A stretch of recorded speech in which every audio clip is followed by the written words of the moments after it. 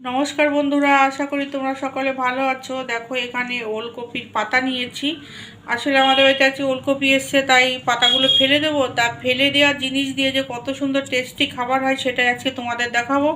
দেখো এই যে ডাটা শুদ্ধই আমি নিয়েছি, আর নিয়েছি এখানে দেখো একটা টমেটো নিয়েছি, দানাগুলো ফেলে দিয়েছি একটুখানি, মানে কাঁচা পাকা টমেটো হলে ভালো লাগবে। আর এখানে রসুনটাও খাওয়া শরীরের জন্য ভালো। আর এখানে কাঁচা লঙ্কা নিয়েছি, যে যার স্বাদ মতো ঝাল তোমরা ব্যবহার করবে।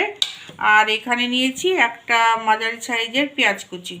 তা প্রথমে এই যে কড়াইতে জল দিয়েছি, এই পাতাগুলো একটুখানি সেদ্ধ করে নেব।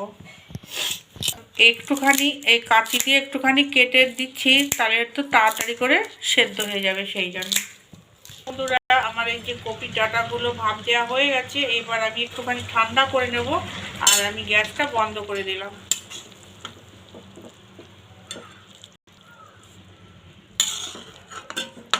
দেখো বন্ধুরা, এই যে ওলকপির ডাঁটাগুলো পাতা দিয়ে যেগুলো ঠান্ডা হয়ে গেছে, তা আমি এবার এই মিক্সিতে একটুখানি বেটে নেব।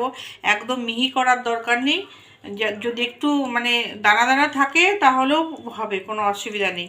তা প্রথমে একটুখানি এটা দিয়ে দিলাম। এবার এখানে যে টমেটোটা নিয়েছি এটা দিয়ে দিলাম, লঙ্কা দিয়ে দিলাম, কাঁচা লঙ্কা।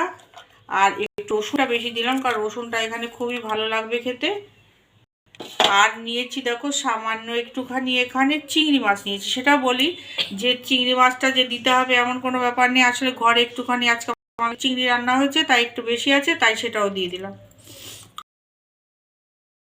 কি পাতাটা দিয়ে দিলাম। আর বেটে নিয়ে আবার পরে দেখাচ্ছি। বন্ধুরা, কড়াইতে সর্ষের তেল দিয়েছি। এই মানে ভর্তাটা সর্ষের তেলেই ভালো লাগবে। এখানে একটা শুকনো লঙ্কা দেবো, একটুখানি ফাটিয়ে নিয়েছি, তুলে রাখবো। পেঁয়াজ কুচিটা দিয়ে দেবো। এখানে একটুখানি কালো জিরে, একটুখানি পেঁয়াজটা একটু ভাজা ভাজা করে আসবো। দেখো হয়ে আসছে, একটুখানি গোলাপি ভাব এসে গেছে। তাই এইবার এখানে এই যে পেস্টটা করেছি এটা এখানে দিয়ে দেবো।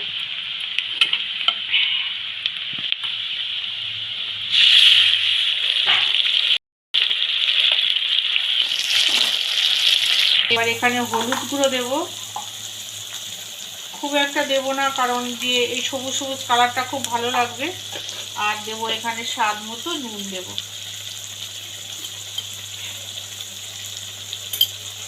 এবার ভালো করে এটাকে কষিয়ে নেব, একটু ভাজা ভাজা করবো একটু। দেখো বন্ধুরা, আমার ভর্তাটা হয়ে গেছে। দেখো তেল আর একটুও নেই, দেখো সব শুকিয়ে গেছে, কারণ তখন পেঁয়াজ দিয়েছিলাম তো তার জন্য অনেক তেল লাগছিলো। দেখো একদমই তেল হয়নি। আর এখানে দেখো এই যে টমেটোটা দিয়েছিলাম, একটুখানি দানা দানা আছে। আমার ভর্তাটা হয়ে গেছে, এবার আমি গ্যাসটা বন্ধ করে দিয়ে নামিয়ে নেবো। কি সুন্দর হয়েছে দেখতে, দারুণ কালার হয়েছে, সবুজ কালারটা এত সুন্দর হয়েছে।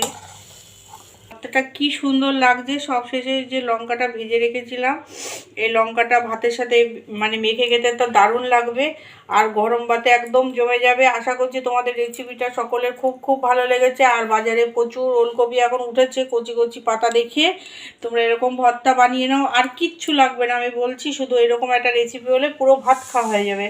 তাহলে আজকের মতো রাখি, তোমরা সবাই ভালো থেকো, আমার পাশে থেকো, আর আমিও তোমাদের পাশে সব সময় আসি। টাটা।